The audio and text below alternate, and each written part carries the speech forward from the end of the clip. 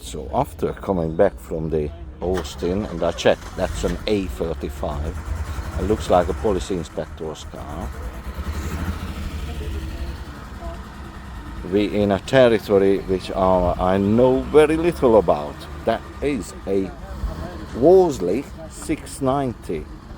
The only reason I know it because I just read it, what's in the front of it. That's proper old school, man, seriously.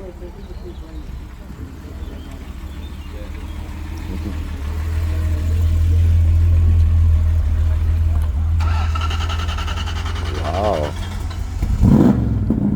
Right.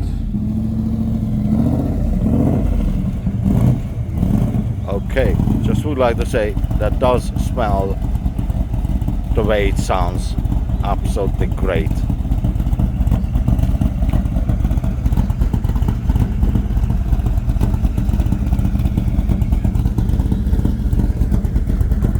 So, I'm gonna make a different video on this one.